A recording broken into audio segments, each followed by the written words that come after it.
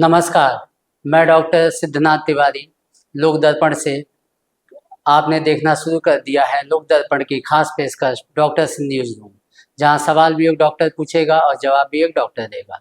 आज हमारे साथ उपस्थित हैं डॉक्टर रविंद्र त्रिपाठी, आप जाने माने स्किन के जानकार हैं। डॉक्टर साहब, आपका स्वागत है हमारे चैनल में। धन्यवाद जी, सबसे पहले हम आपसे चर्चा करेंगे एक्ने के बारे में। ये एक बहुत ही जटिल समस्या है आज के युवाओं के लिए। तो आप इसे कैसे उपचारित करेंगे, कैसे लोगों को बताएंगे कि इससे कैसे बचा जाए? देखिए, एक्नी जो है वो मूलतः हार्मोन से संबंधित बीमारी है।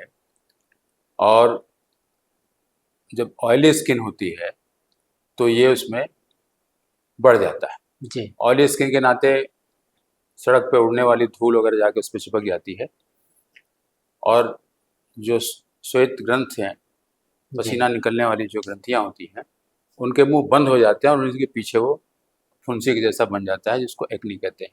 तो कई ग्रेड होते हैं, पहले वो ब्लैक हेड होता है, वाइट हेड होता है, फिर उसके बाद वहाँ से बनते हैं। कभी कभी उसमें पस बन जाता है और कभी कभी काफ़ी वो बड़ा हो जाता है। इसके कई ग्रेड हैं, 4 ग्रेड में उसको डिवाइड किया गया है। जी हर ग्रेड का ट्रीटमेंट अलग अलग होता है। कभी कभी ये सिर की रूसियों की वजह से जी कंघी करने पर जो रूसियाँ आगे गिरती हैं सिर के ऊपर, उनकी वजह से भी आ जाते हैं। कुछ दवाओं की वजह से भी एक्नी आ जाती है, जो एक्नी फॉर्म बोलते हैं उसको। जी एक्चुअल वो एक्नी नहीं है। तो अब वजह आपको हमने बताया कि हार्मोन हो सकता है और ऑयली स्किन होती है। जी तो हार्मोन तो हमारे बस में नहीं है, उसको हम घटा भी नहीं सकते हैं, लेकिन ऑयली स्किन को हम कंट्रोल कर सकते हैं। इसलिए इसमें फेस वॉश दिया जाता है, और फेस वॉश से सुबह शाम मरीज उसको मुंह धोए, या साबुन से मुंह धोए, जो बहुत लाइट सोप होते हैं, जी उससे मुंह धोए। किसी भी तरह से स्किन के ऊपर ऑयल न जमा होने दे, तो ये बीमारी नहीं होगी। ये उसके बचाव का उपचार है। हो जाने के बाद उसके ग्रेड के ऊपर फिर ट्रीटमेंट डिपेंड करता है, किस ग्रेड का है वो, फर्स्ट सेकंड थर्ड फोर्थ, जिस डिग्री का हो। लेकिन अगर इसका उपचार नहीं हुआ और ये फोर्थ ग्रेड में पहुंच गया, जहाँ पे पस बन जाते हैं उसमें, तो फिर उसमें गांठ बन जाती है। जब वो ठीक होता है, जी दवा करने के बाद जब वो ठीक होता है, तो उसमें गांठ बन जाती है। कुछ केसेस में गड्ढे पड़ जाते हैं, और उस स्थिति में वो इलाज से ठीक नहीं होता है, तब वो प्लास्टिक सर्जरी या लेजर रेज से उसका उपचार करना। जी। क्या खाने पीने का भी कुछ प्रभाव होता है एक्ने के ऊपर? खाने पीने का ऐसा कोई असर नहीं होता है, लेकिन यूजुअली हम लोग फैटी चीज़ें मना करते हैं इसमें, जी कि बहुत तली हुई चीज़ें ना लें, और हरी साग सब्जियाँ ज़्यादा इस्तेमाल करें, जो स्किन को एक एनर्जी देता है, उसको टोन देता है, उसको एक लश्चर प्रदान करता है। अगर एक ही जगह बार बार पिंपल्स निकल रहा है तो इससे हम कैसे बचें? नहीं, बचने का उपाय तो वही है, एक जगह निकले चाहे 10 जगह निकले, बार बार आपको सुबह शाम फेस वॉश से या साबुन से मुंह धोना है, जी उसको साफ करते रहना है। बाहर जैसे आप मोटरसाइकिल से जा रहे हैं, साइकिल से जा रहे हैं, स्कूटर से जा रहे हैं, और धूल जो पड़ती है, वो जितनी आपकी स्पीड है उतनी ही तेजी से वो धूल आएगी आपके चेहरे के ऊपर। जी तो उसको पोंछते रहना बहुत ज़रूरी होता है। अंगोछा रखना, रुमाल रखना, या वेट वाइप्स आते हैं, उससे पोंछते रहेंगे तो एक्ने होने की संभावना बहुत कम है। कुछ लोग जो है पिंपल्स को बार बार फोड़ देते हैं तो एक्ने स्कार गड्ढे पड़ जाते हैं, उससे क्या किया जा सकता है उस केस में? नहीं, पहले तो ये करना है कि उसको फोड़ा नहीं। जी वो जब शुरू होता है तभी उसका उपचार ले लें, जी अगर वो बहुत सेंसिटिव है तो। लेकिन अगर गड्ढा पड़ गया जी तो वो दवाओं से नहीं जाता। आजकल कुछ मलहम ऐसे आ गए हैं, लेकिन वो बहुत हल्का है, शैलो है, तो उसको ठीक भी कर देता है। जी अदरवाइज वो नहीं जाता, फिर वो लेज़र रेज से ही जाता है। किसी इंसान के अगर स्किन में नेचुरल पिगमेंटेशन जो उसका होता है उसको क्या गोरा किया जा सकता है? आजकल मार्केट में तमाम तरह के उपचार दिखाए जा रहे हैं जिससे आदमी गोरा बनने के लिए हमेशा परेशान रहता है, उपचार करवाता है। ये कितना कारगर होता है? नहीं, देखिए, उसको तो रिकमेंड नहीं किया जा सकता है। जो प्राकृतिक जी चमड़ी का रंग है वही रहे तो ज़्यादा अच्छा है। अब अगर सफ़ेद हो गया है कहीं, मेलानोसाइट्स की कमी है, मेलानिन पिगमेंटेशन का फॉर्मेशन नहीं हो रहा है, तो उसके लिए प्रयास किया जाता है कि वो ब्लैक पिगमेंटेशन आ जाए उसके ऊपर। लेकिन अगर स्किन पूरी की पूरी एक जैसी है, जिसमें कहीं कोई डिस्कलरेशन नहीं है, तो ऐसे स्किन से छेड़छाड़ करना उचित नहीं होता है। जैसे डार्क सर्कल है या अंडर आर्म्स डार्क है, प्राइवेट पार्ट्स भी डार्क एरिया में है, क्या ये सामान्य चीज है? मेलाज्मा जो होता है चेहरे के ऊपर जो होता है जी। वो मेलाज्मा है, उसका ट्रीटमेंट होता है, लेकिन प्रैक्टिकली हम लोगों ने देखा है कि वो ठीक तो हो जाता है, फिर हो जाता है। जी। मेलाज्मा और समान पिगमेंटेशन में क्या फर्क होता है? मेलाज्मा तो एक तरह की बीमारी हो गई, सामान्य जो है वो यूनिफॉर्म कलर का होगा। मेलाज्मा नॉर्मल कलर से, नॉर्मल स्किन के कलर से थोड़ा अलग होता है, जी। और उसके कुछ फिक्स साइट होते हैं कहाँ कहाँ होगा, वो हर जगह नहीं हो सकता। क्या बाकी जो आप बता रहे हैं कान पीठ पे, कंधे पर, वो तो एक्एंथोसिस निग्रिकेंस बोलेंगे उसको, जी। जो पीसीओडी लड़कियों में होती है बीमारी, उसका जी। लक्षण है। और पुरुषों में स्किन में फैट ज़्यादा होने की का एक वो लक्षण है, और अक्सर ये देखा गया है कि ऐसे लोगों को आगे चल करके डायबिटीज़ होने की संभावना रहती है। कुछ लोगों के गर्दन में अत्यधिक कालापन दिखता है, हाँ, मोटी चमड़ी होती है, तो क्या ये इंसुलिन की तरफ इशारा करता है? उसी की बात हम कर रहे हैं, उसी को एक्एंथोसिस निग्रिकेंस कहते हैं। जी। जी। और वही लोग आगे चल करके डायबिटीज़ के पेशेंट हो जाते हैं। तो डायबिटीज़ होने का मतलब ये है कि इंसुलिन की सिंथेसिस कम है, जी। तो इसका संबंध इंसुलिन सिंथेसिस से है। डार्क सर्कल अक्सर लोगों में देखा जाता है, क्या ये नींद की कमी है, जेनेटिक है, एलर्जी है, या कोई फेशियल स्ट्रक्चर के कारण हो सकता है? नहीं, ये नींद की कमी से तो नहीं होता है, क्योंकि बहुत से लोग हैं जो 4 घंटा ही सोते हैं। जी। हम लोगों के तमाम जो बड़े-बड़े नेता हैं, हम्म। वो 4 घंटा 5 घंटा ही सोते हैं, और उनके चेहरे पे चमक बनी रहती है, कहीं कोई डार्क सर्किल नहीं आता है। तो इसको आप नींद की कमी से नहीं जोड़ सकते हैं, जी। इसका संबंध आपके डाइट से हो सकता है। हम्म। डाइट में कुछ चीज़ों की कमी हो जिसकी वजह से स्किन वहाँ की डार्क हो गई है, हम्म। आपकी दिनचर्या गड़बड़ हो, अदरवाइज वो कुछ नहीं है। जी। आजकल लोग जो है बर्फ का इस्तेमाल करते हैं चेहरे को धोने के लिए, ये कितना कारगर है स्किन ग्लो में? बर्फ लगाने से जी। जो कैपिलरीज हैं स्किन की, जी। वो कंस्ट्रिक्ट हो जाएंगी, जी। सिकुड़ जाएंगी, तो आपके स्किन में ग्लो रहने का तो कोई सवाल ही नहीं है। जी। कहीं भी ग्लो तभी रहेगा जब वहाँ पे ब्लड सप्लाई बढ़िया हो, जी। खून का दौड़ा जहाँ होगा वही उसी अंग में चमक रहेगी, प्राकृतिक चमक रहेगी। जी। और आप अगर बर्फ लगा करके, आप देखिए कहीं कट जाता है, छिल जाता है, तो बर्फ लगाया जाता है, इसलिए लगाते हैं कि वो ब्लीडिंग बंद हो जाए। जी। ब्लीडिंग बंद होने का मतलब क्या है? खून की नसें सिकुड़ गई। तो जब आप चेहरे पे उस चीज़ को लगा करके खून की नसों को वो कर देंगे, तो ग्लो का तो सवाल नहीं है। हाँ, उसको लगाया जाता है, जब एक्नी का ट्रीटमेंट दिया जाता है तो उसमें पहले गर्म पानी का भाप देते हैं, जिससे जो पोर्स हैं जी। स्वेट ग्लैंड के वो खुल जाते हैं। जी। उसके बाद जो ट्रीटमेंट करना है वो करते हैं, और फिर ठंडे पानी का छींटा दे करके या आइस पैक दे करके उसको बंद किया जाता है कि वो छेद बंद हो जाए, तो उसमें उसका उपयोग किया जाता है। आजकल जो है बाल गिरना एक सामान्य हाँ। समस्या हो गया है, हम्म, हमें लगता है घर में हर कोई ग्रसित है इससे, हम्म। तो रोज कितने बाल गिरना नॉर्मल माना जाए? 50 के आसपास तो बिल्कुल नॉर्मल होता है, 50 से 100। अब किस पॉइंट पे माना जाए कि हम हेयर फॉल से ग्रसित हैं? देखिए, हेयर फॉल के तमाम वजह हैं। एक वजह तो आपका पर्यावरण है। जी। अभी 10 दिन बाद जो मौसम आने वाला है, जिसमें पसीना होने लगेगा, ज़्यादा उमस जी। वाली गर्मी रहेगी, तो बाल में जब पसीना होगा तो उससे बाल की जड़ें कमज़ोर हो जाती हैं, जी। और कंघी करने पर ज़्यादा बाल, इसलिए बरसात में बाल गिरने की समस्या बहुत ज़्यादा होती है। जी।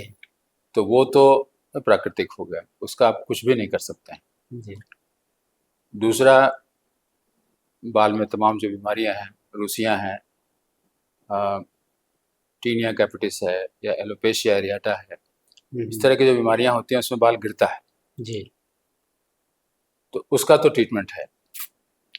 कुछ जेनेटिक होता है, जी मेल पैटर्न ऑफ बार्डनेस और फीमेल पैटर्न ऑफ बार्डनेस, दोनों ही तरह के होते हैं। उसमें भी हम कुछ नहीं कर सकते हैं जी। क्योंकि वो खानदानी है। डैंड्रफ भी एक वजह हो सकता है। डंड्रफ एक वजह होता है उसका। मिनॉक्सिडिल क्या जीवन भर उपयोग करना पड़ेगा कि ये कुछ समय के लिए बाद अब बंद वो हो सकता है? आपके जैसे भोजन की तरह से है, आप भोजन किए और 4-6 घंटे के बाद फिर आपको भूख लग जाती है। जी आपने इंसुलिन का इंजेक्शन लिया, सुबह लिया, शाम तक आपको फिर लेना होता है। ऐसे ही मिनॉक्सिडिल है, आप लगाएंगे जब तक उसका असर है तब तक वो काम करेगा, असर खत्म हो जाएगा, वो काम करना बंद हो जाएगा। आपने 1 महीना लगाया, 2 महीना लगाया, 3 महीना लगाया, उसका असर रहा, बाल आ गया, और जब आप बंद कर देंगे तो उसका असर खत्म हो जाएगा और बाल फिर गिर जाएगा। हेयर ट्रांसप्लांट क्या इसका उपचार है? हेयर ट्रांसप्लांट तो किसी भी केस में किया जा सकता है, मेल पैटर्न लॉस हो, फीमेल पैटर्न लॉस हो, या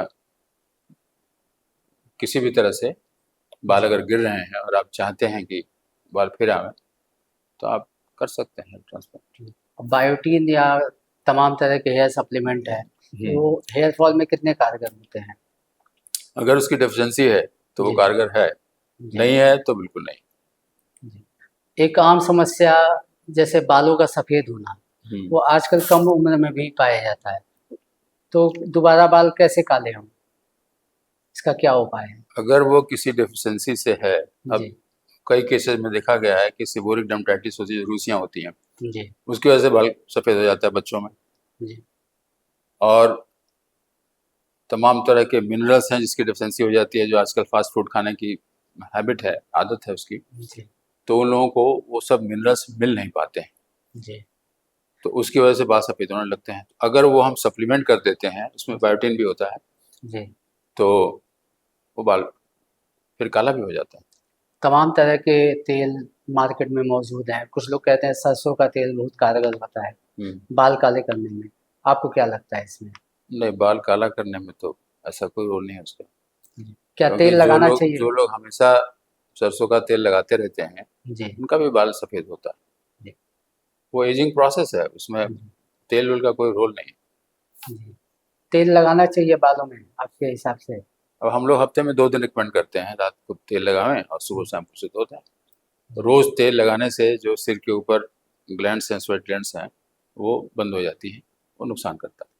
तमाम तरह की दवाइयाँ जैसे रेटिनॉल है, विटामिन सी, नियासिन है, सैलिसिलिक एसिड है, इन सबको लगाने के बाद अक्सर लोग कहते हैं कि हाथ धो लेना चाहिए, तभी हमको खाने-पीने की चीज़ें या अन्य जगह हाथ लगाना चाहिए।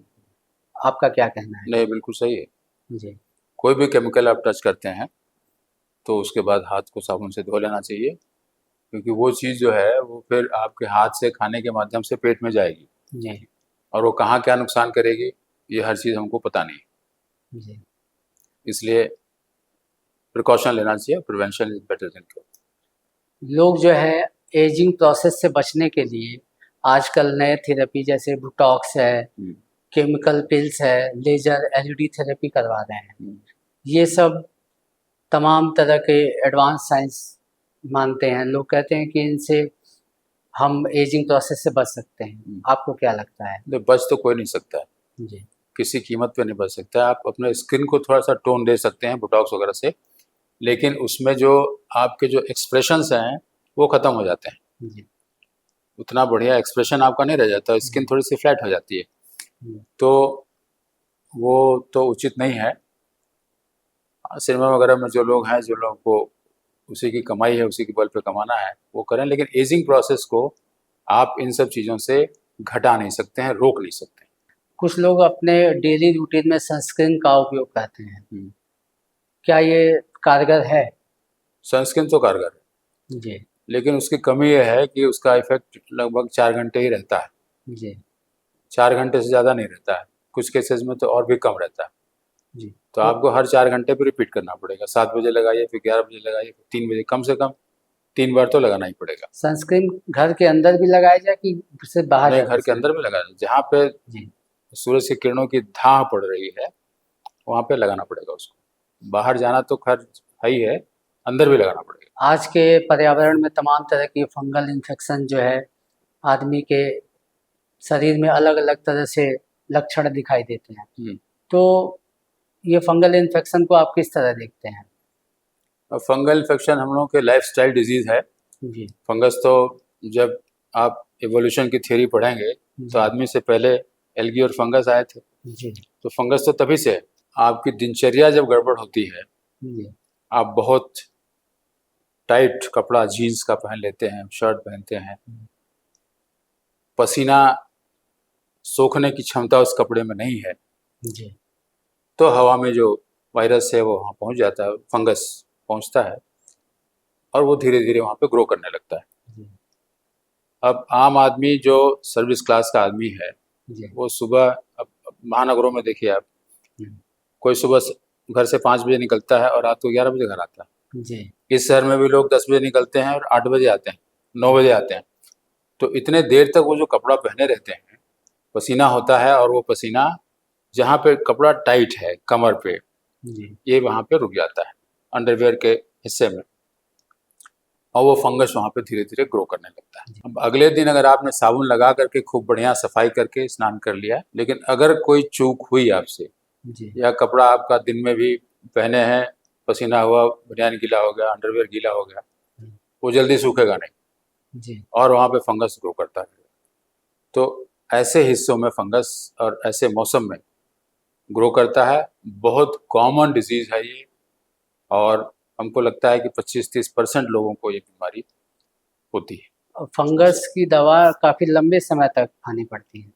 फंगस का ट्रीटमेंट, अगर वो, जैसे हमने बताया कि इन्फेक्शन हो गया जी और आपको पता चल गया, इचिंग होने लगेगी, खुजली होगी उस हिस्से में, जी अगर आप साबुन लगा करके रोज दोनों समय नहाएं, खूब जी रगड़ रगड़ करके, जी तो शुरुआती दौर पे वो बिना किसी दवा के भी ठीक हो सकता है। लेकिन थोड़ा वो बढ़ गया जी तो दवा खाना पड़ेगा, मलहम भी लगाना पड़ेगा। साबुन लगाइए, खूब रगड़ करके साफ करके नहाएं, बदन पोंछें। पोंछना बहुत ज़रूरी होता है क्योंकि वो नमी पर ही पैदा होता है, जी और आपने ठीक से पोंछा नहीं कपड़े को, नमी रह गई तो वहाँ पे वो फंगस ग्रो करेगा। साबुन लगा करके नहाना, उसके बाद उसका पाउडर लगाना और दवा खाना, ये सब करना पड़ेगा, तब जा कर के वो ठीक होगा। और उसका ठीक होने का मिनिमम टाइम होता है 6 हफ्ता। जी बाकी डिपेंड करता है किस हिस्से का है वो। मान लीजिए नाखून में है जी तो साल भर भी लग सकता है, 1.5 साल लग सकता है। धूप में निकलते ही आजकल जो है छोटे छोटे रैसेस हो जा रहे हैं शरीर में, हम्म। जो अत्यधिक जो है खुजली करते हैं और लोग जो है उससे परेशान रहते हैं काफी हद तक। तो उससे कैसे बचा जाए? उसका उपाय तो सिर्फ बचाव है, सूती कपड़ा पहने, पूरा सब जी ढका रहे, चेहरे को भी ढक करके रखें, जी वो नहीं होगा। लेकिन अगर सिंथेटिक कपड़ा है या कपड़ा नहीं पहने जी तो हो जाएगा, तो फोटो डर्मेटाइटिस हो जाएगी, सनबर्न हो जाएगा। सिंथेटिक कपड़े की वजह से जो पसीना होगा उसमें, उसकी जो उमस होगी, उसके नाते रैसेज आएंगे स्किन के ऊपर। तो सूती कपड़ा बेस्ट होता है इस मौसम में, और ढीला कपड़ा होना चाहिए। डॉक्टर साहब, आपने, हमें लगता है कि काफ़ी सारी जानकारी लोक दर्पण चैनल के माध्यम से दर्शकों के बीच में पहुंचाई है। बहुत बहुत धन्यवाद आपका। धन्यवाद।